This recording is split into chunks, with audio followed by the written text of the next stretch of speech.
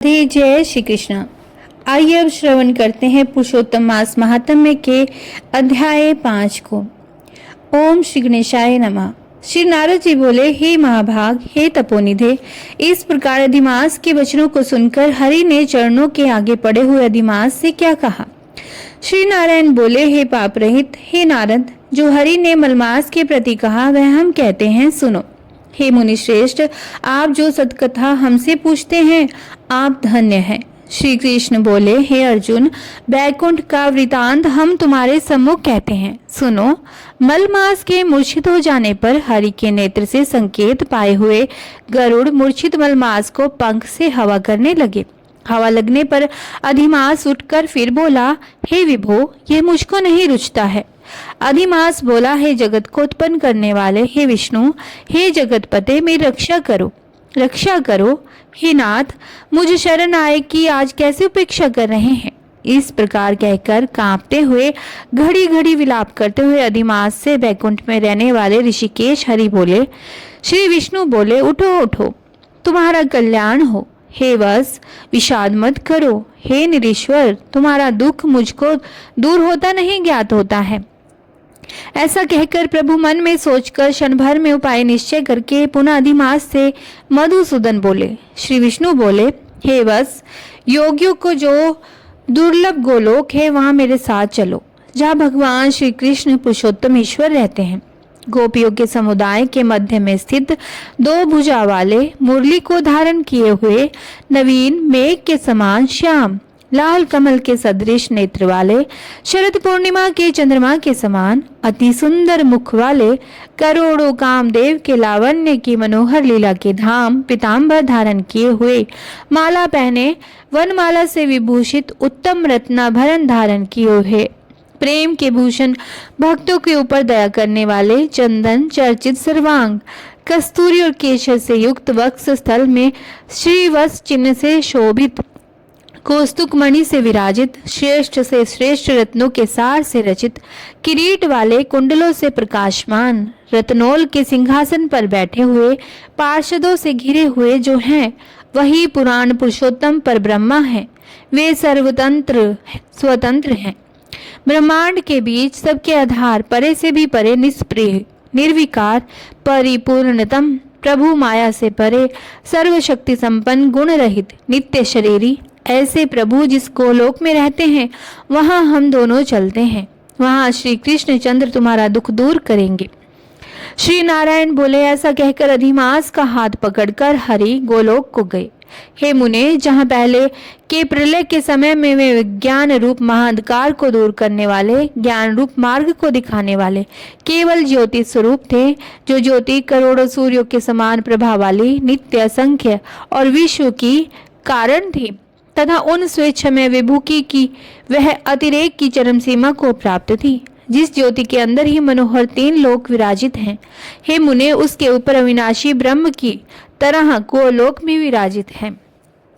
3 करोड़ योजन का चौतरफा जिसका विस्तार है और मंडलाकार जिसकी आकृति है, लहलहाता हुआ साक्षात मूर्तिमान तेज का स्वरूप है, जिसकी भूमि रतनमय है, योगियों द्वारा स्वप्न में भी जो अदृश्य है, परंतु जो विष्णु के भक्तों से गम्य और दृश्य है।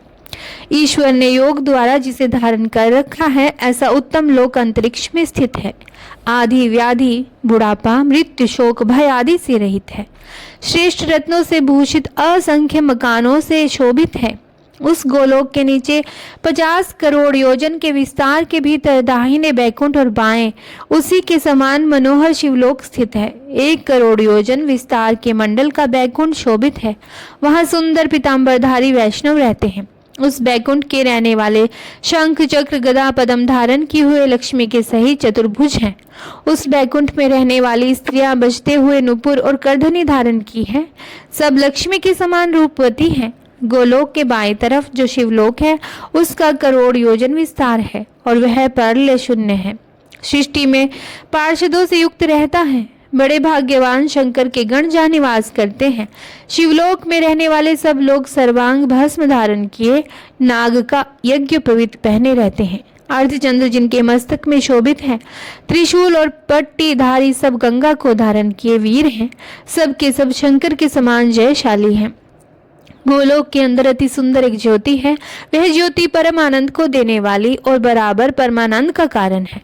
योगी लोग बराबर योग द्वारा ज्ञान चक्षु से आनंदजनक निराकार और पर से भी पर उस ज्योति का ध्यान करते हैं। उस ज्योति के अंदर अत्यंत सुंदर एक रूप है जो कि नील कमल के पत्तों के समान श्याम, लाल कमल के समान नेत्र वाले, करोड़ों शरद पूर्णिमा के चंद्र के समान शोभायमान मुख वाले, करोड़ों कामदेव के समान सौंदर्य की लीला का सुंदर धाम, दो भुजा वाले, मुरली हाथ में लिए, मंद हाथ से युक्त पीतांबर धारण किए, श्री वत्स चिन्ह से शोभित वक्ष स्थल वाले, कौस्तुभमणि से सुशोभित, करोड़ों उत्तम रत्नों से जटित चमचमाते किरीट और कुंडलों को धारण किए, रत्नों के सिंहासन पर विराजमान, वनमाला से सुशोभित, वही श्री कृष्ण नाम वाले पूर्ण परम ब्रह्म है।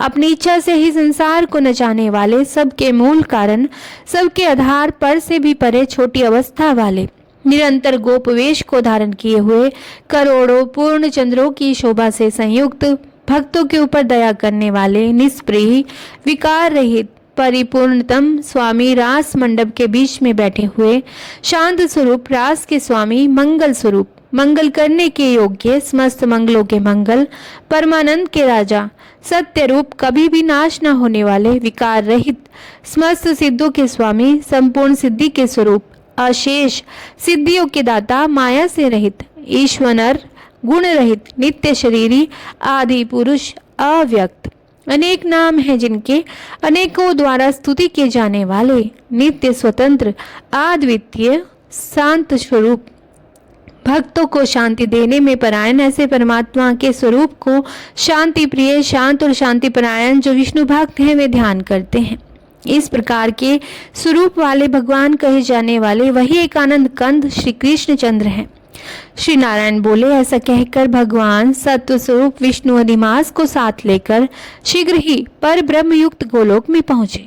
श्री सूत जी बोले, ऐसा कहकर सत्क्रिया को ग्रहण किए हुए नारायण मुनि के चुप हो जाने पर आनंद सागर पुरुषोत्तम से विविध प्रकार की नई कथाओं को सुनने की इच्छा रखने वाले नारद मुनि उत्कंठा पूर्वक बोले, ओम नमो नारायण। यह वृद्ध नारद पुराण में पुरुषोत्तम मास महात्म्य का 5वां अध्याय संपन्न हुआ। जय जय श्री राधे, जय श्री कृष्ण। करते हैं केले के पेड़ की उत्पत्ति की कथा। यह बहुत ही दुर्लभ कथा है। आशा करती हूँ आप पूर्ण श्रद्धा से श्रवण करेंगे। जय श्री गणेश। केले के पेड़ के उत्पन्न होने की कहानी बहुत ही रोचक है, जो कि ऋषि दुर्वासा के क्रोध से जुड़ी हुई है। ऋषि दुर्वासा के क्रोध का परिणाम है केले का पेड़। ऋषि पत्नी कंदली के भस्म होने से उत्पन्न हुआ केला। इसके पूजा व्रत विधान में केले का फल प्रसाद में, केले के पत्ते पूजा स्थल को सजाने में और केले का पौधा किसी भी स्थान को पूजा स्थल की मान्यता देने के लिए बहुत ही महत्वपूर्ण माना जाता है। आरोग्य की नजर से भी देखें तो संपूर्ण आहार वाला फल केला ही है, और आध्यात्म की नजर से देखें तो यह बहुत पवित्र और पूजनीय है। इसके चौड़े पत्तों में श्री हरि का वास माना जाता है और जड़ों में महादेव का, जिसे मूल शंकर कहते हैं। कैसे हुआ इसका जन्म, आइए जानते हैं। पुराणों में इसकी कथा बहुत ही रोचक बताई गई है। इसका वर्णन पुराण कथा में मिलता है, जिसका संबंध सबसे क्रोधी ऋषि दुर्वासा से है। आइए आरंभ करते हैं। महर्षि अत्रि और अनसुया के पुत्र दुर्वासा बहुत ही क्रोधी स्वभाव के थे, लेकिन उनके अंदर ऋषि संस्कार बचपन से ही प्रबल थे और वह 5 वर्ष की अवस्था आते आते ध्यान साधना में लीन रहने लगे थे।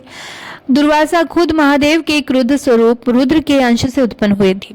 क्रोध ही उनके स्वभाव का मोल था और वह तमाम ज्ञान को पाने के बाद भी इसे नहीं त्याग सके थे। बड़े होते होते जब माता पिता ने देखा कि बालक के अंदर वैराग्य अधिक उत्पन्न हो गया है और वह समाज की व्यवहारिकता को नहीं समझ रहा है, तब उन्होंने उनका विवाह ऋषि अम्बरीश की कन्या से करा दिया। ऋषि अम्बरीश ने अपनी कन्या के कई गुण बताए और ऋषि दुर्वासा ने माता पिता की आज्ञा मानकर विवाह कर लिया। ऋषि अम्बरीश दुर्वासा की क्रोध अग्नि को जानते थे, इसीलिए पुत्री के साथ कोई अनिष्ट न हो इसके लिए भी चिंतित थे। उन्होंने ऋषि दुर्वासा से पत्नी से कोई भूल हो जाए तो उसे क्षमा कर दिए जाने की प्रार्थना की। तब ऋषि ने उन्हें वचन दिया कि वह अपनी पत्नी के 100 अपराध क्षमा करते रहेंगे। स्वाभाविक है, गृहस्थ जीवन में कुछ बातें ऊपर नीचे तो होती ही रहती हैं। ऋषि दुर्वासा की पत्नी का नाम था कंदली, जो कि स्वभाव से कर्मठ और बहुत समझदार थी। वह हर एक बात का ध्यान रखती थी। किंतु फिर भी कभी कभी कुछ न कुछ हो ही जाता था। लेकिन ऋषि ने उन पर कभी क्रोध नहीं किया। उनका मूल स्वभाव जानकर ऋषि उन्हें क्षमा कर देते थे। ऐसा होने से धीरे धीरे कंदली के स्वभाव में भी निश्चितता आने लगी, वह निश्चिंत होने लगी। लेकिन एक दिन ऋषि दुर्वासा कहीं से प्रवास कर कुछ देरी से आए। रात में भोजन के बाद उन्होंने विश्राम के लिए कहा, साथ ही पत्नी से कहा कि मुझे कल ब्रह्म मुहूर्त में जरूर उठा दे। मैं स्वयं भी प्रयत्न करूंगा, लेकिन थकान के कारण शायद ऐसा संभव ना हो। ब्रह्म मुहूर्त में ऋषिवर को जरूरी अनुष्ठान करना था। अगली सुबह कंदली की ब्रह्म मुहूर्त में नींद तो खुली, लेकिन आलस के कारण ना तो वह खुद उठी और ना ही ऋषि को उठाया। सुबह सूर्योदय के बाद जब ऋषि की आंख खुली तो दिन चढ़ आया था। अपना अनुष्ठान न कर पाने के कारण वह कंदली पर बहुत क्रोधित हुए और उन्हें भस्म हो जाने का श्राप दे दिया। ऋषि के श्राप का तुरंत प्रभाव हुआ और देवी कंदली राख बनकर रह गई। ऋषि को भी इस घटना पर बहुत दुख हुआ, लेकिन अनुशासन स्थापित करने के लिए उन्हें ऐसा करना पड़ा। जब कंदली के पिता ऋषि अम्बरीश आए तो अपनी पुत्री को राख बना देखकर बहुत ही दुखी हुए। तब दुर्वासा ऋषि ने कंदली की राख को पेड़ में बदल दिया और वरदान दिया कि अब से यह हर पूजा और अनुष्ठान में इनका प्रयोग होगा। इस तरह से केले के पेड़ का जन्म हुआ और कदली फल यानी केले का फल हर पूजा का प्रसाद बन गया। केले के पेड़ का आध्यात्मिक बहुत महत्व है। इसे भगवान विष्णु का स्वरूप माना जाता है। ऋषि दुर्वासा क्रोधी अवश्य थे, किंतु यह उनके प्रेम की पराकाष्ठा ही थी जो कि देवी कंदली को सदा सदा के लिए अमर कर दिया। आए लक्ष्मण आए, देश के पुजारी आए, नितनेम का नेम लाए। आओ राम बैठो राम, माखन मिश्री खाओ राम, दूध बताशा पियो राम, सूत के पल का पोटो राम, शाल दुशाला ओढ़ो राम, राम संवारे सबके काम, खाली घर भंडार भरेंगे, सबका बेड़ा पार करेंगे, जय श्री राम जय जय राम। यह कहानी सीता माता कहती थी और श्री राम इसे सुना करते थे। एक दिन श्री राम भगवान को किसी काम के लिए बाहर जाना पड़ गया तो सीता माता कहने लगी कि भगवान, मेरा तो 12 वर्ष का नितनेम है, अब आप बाहर जाएंगे तो मैं अपनी कहानी किसे सुनाऊंगी। श्री राम ने कहा कि तुम कुएं की पाल पर जाकर बैठ जाना और वहां जो औरतें पानी भरने आएंगी उन्हें अपनी कहानी सुना देना। सीता माता कुएं की पाल पर जाकर बैठ जाती है। एक स्त्री आई, उसने रेशम की जरी की साड़ी पहन रखी थी और सोने का घड़ा ले रखा था। सीता माता उसे देख कहती है कि बहन, मेरा 12 वर्ष का नितनेम सुन लो। पर वह स्त्री बोली कि मैं तुम्हारा नितनेम सुनूंगी तो मुझे घर जाने में देर हो जाएगी और मेरी सास मुझसे लड़ेगी। उसने कहानी नहीं सुनी और चली गई। उसकी रेशम जरी की साड़ी फट गई। सोने का घड़ा मिट्टी के घड़े में बदल गया। सास ने देखा तो पूछा कि ये किस दोष को अपने सिर लेकर आ गई। बहू ने कहा कि कुएं पर एक औरत बैठी थी। उसने कहानी सुनने के लिए कहा, लेकिन मैंने सुनी नहीं, जिसका यह फल मिला। बहू की बात सुनकर अगले दिन वही साड़ी और घड़ा लेकर सास कुएं की पाल पर गई। सास को वहीं पर माता सीता बैठी मिली तो माता सीता ने कहा कि बहन मेरी कहानी सुन ले। सास बोली कि एक बार छोड़, मैं तो 4 बार कहानी सुन लूंगी। राम आए लक्ष्मण आए, देश के पुजारी आए, नितनेम का नेम लाए। आओ राम बैठो राम, तभी रसोई जियो राम, माखन मिश्री खाओ राम, दूध बताशा पियो राम, सूत के पलका मोठो राम, शाल दुशाला पोठो राम, 2 शाल दुशाला ओढ़ो राम। जब बोलूं जब राम ही राम, राम संवारे सबके काम, खाली घर भंडार भरेंगे, सबका बेड़ा पार करेंगे, श्री राम जय जय राम। सास बोली कि बहन, कहानी तो बहुत अच्छी लगी। कहानी सुनकर सास घर चली आई और उसकी साड़ी फिर से रेशम जरी की बन गई। मिट्टी का घड़ा फिर से सोने के घड़े में बदल गया। बहू कहने लगी, सासू माँ आपने ये सब कैसे किया? सास ने कहा कि बहू तू तो दोष लगा के आई थी और मैं अब दोष उतार कर आ रही हूँ। बहू ने फिर पूछा कि वह कुएं वाली स्त्री कौन है? सास बोली कि वो सीता माता थी। वो पुराने से नया कर देती है, खाली घर में भंडार भर देती है, वह लक्ष्मी जी का वास घर में कर देती है, आदमी की जो भी इच्छा उसे पूरा कर देती है। बहू बोली कि ऐसी कहानी मुझे भी सुना दो। सास बोली कि ठीक है, तुम भी सुनो। सास ने कहानी शुरू की। राम आए लक्ष्मण आए, देश के पुजारी आए, नितनेम का नेम लाए। आओ राम बैठो राम, तभी रसोई जिमो राम, माखन मिश्री खाओ राम, दूध बताशा पियो राम, सूत के पलका मोठो राम, शाल दुशाला पोठो राम, शाल दुशाला ओढ़ो राम। जब बोलूं जब राम ही राम, राम संवारे सबके काम, खाली घर भंडार भरेंगे, सबका बेड़ा पार करेंगे। श्री राम जय जय राम। कहानी सुनकर बहू बोली कि कहानी तो बहुत अच्छी है। सास ने कहा कि ठीक है, इस कहानी को रोज कहा करेंगे। अब सास बहू रोज सवेरे उठती, नहाती धोती और पूजा करने के बाद नित्यनेम की सीता माता की कहानी कहती। एक दिन उनके यहाँ एक पड़ोस की औरत आई और बोली कि बहन जरा सी आँच देना। तो मैं बोली कि आँच तो अभी हमने जलाई नहीं है। पड़ोसन ने कहा कि तुम सुबह 4 बजे से उठकर क्या कर रही हो? फिर उन्होंने कहा कि सुबह उठकर हम पूजा करते हैं, फिर सीता माता की नित्यनेम की कहानी कहते हैं। पड़ोसन ने उनकी बात सुनकर फिर कहा कि सीता माता की कहानी कहने से तुम्हें क्या मिला? मैं बोली कि इनकी कहानी कहने से घर में भंडार भर जाते हैं, सारे काम सिद्ध हो जाते हैं, मन की भी इच्छा पूरी होती है। पड़ोसन कहती है कि बहन ऐसी कहानी तो मुझे भी सुना दो। फिर वह बोली कि ठीक है, तुम भी यहाँ कहानी सुन लो।